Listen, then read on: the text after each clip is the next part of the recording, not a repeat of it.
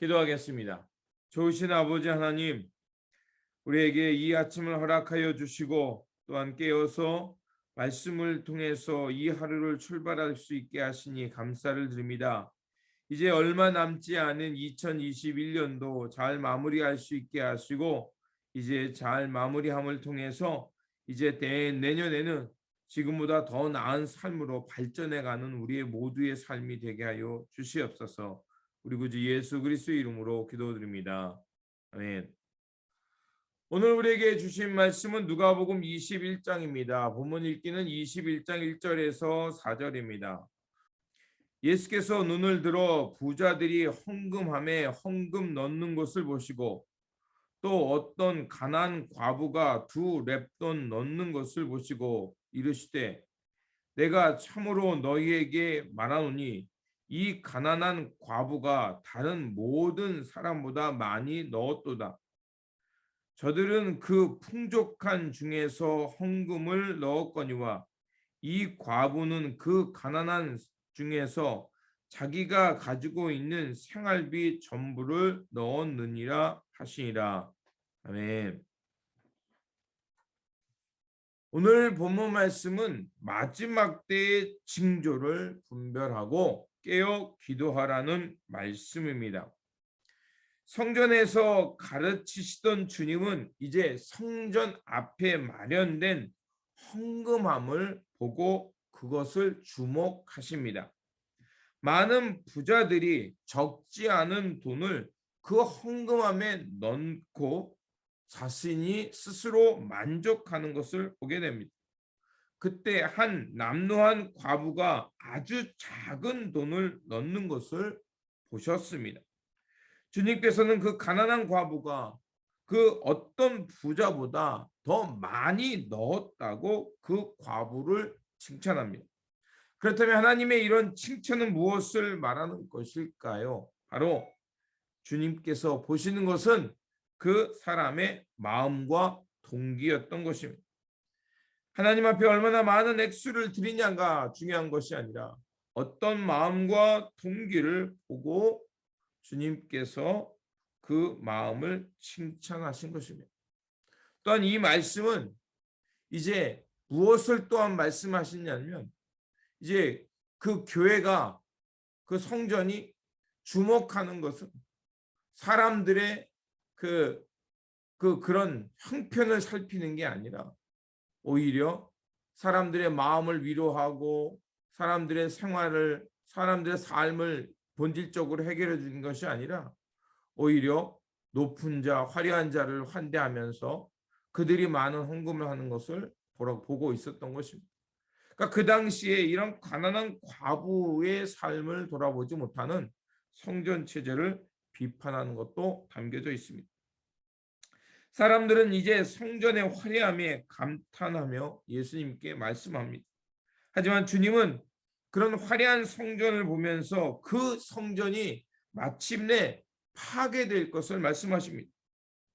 그것은 역사적인 두 사건을 가리키는 것입니다. 첫째는 주 70년에 로마에 의해서 예루살렘 성전이 멸망할 것을 말하고 있는 것입니다. 그리고 또 다른 것은 바로 하나님의 심판이 그 땅 가운데 예루살렘 가운데 임할 것을 말하는 것입니다. 온갖 재난과 참사가 일어날 것임을 말하고 있는 것입니다.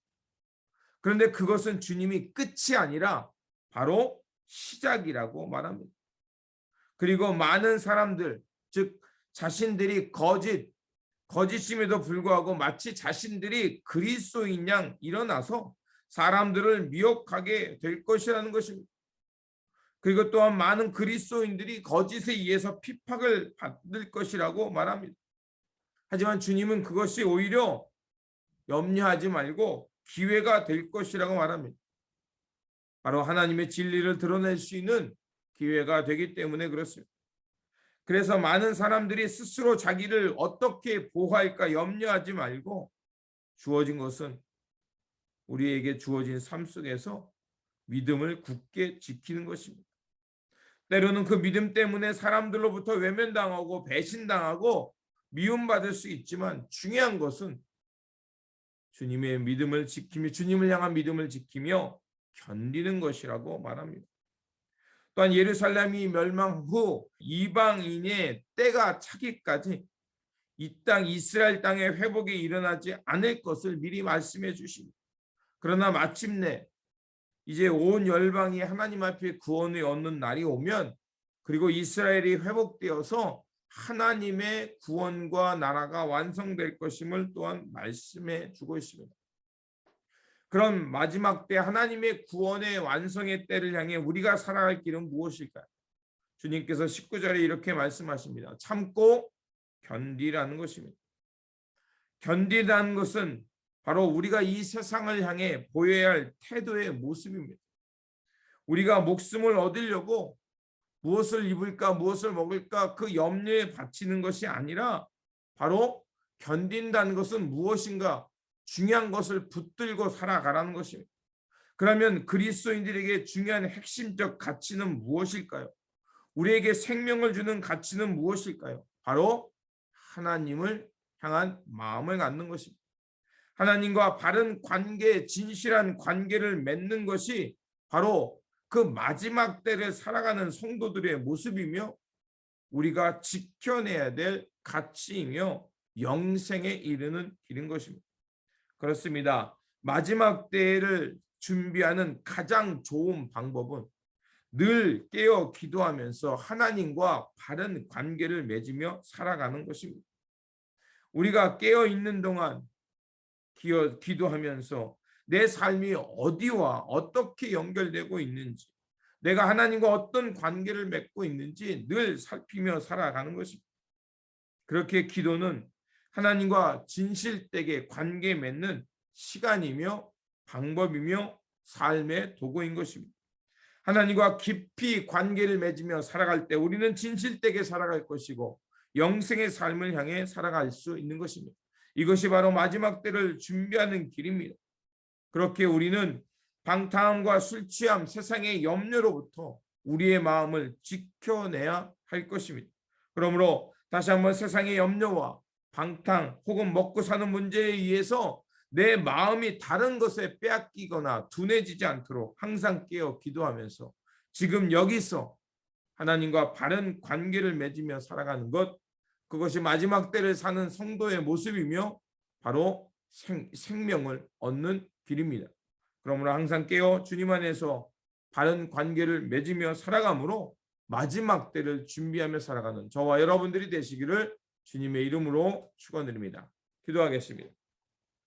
진리의 하나님, 세상의 화려함이나 방탕함에 의해서 마음이 둔해지지 않도록 다시 한번 성령으로 또 말씀으로 우리를 깨워 주셔서 언제 어디서나 무엇을 하든지 주님 안에 깨어 기도하면서 하나님과 바른 관계를 맺으며 참되고 진실되게 살아가는 그 깨어있는 성도, 지혜 있는 성도가 되게 하여 주시옵소서. 우리 구주 예수 그리스도 이름으로 기도드립니다. 아멘. 오늘 우리에게 주신 말씀 붙들고 살아가는 한 날이 되시기를 바라며 다시 한번 주님 안에서 늘 깨어 기도하면서 하나님과 바른 관계를 맺으며 마지막 때를 준비하며 영생의 삶, 참 삶을 살아내시기를 바랍니다. 주님의 평안이 함께 하시기 바랍니다.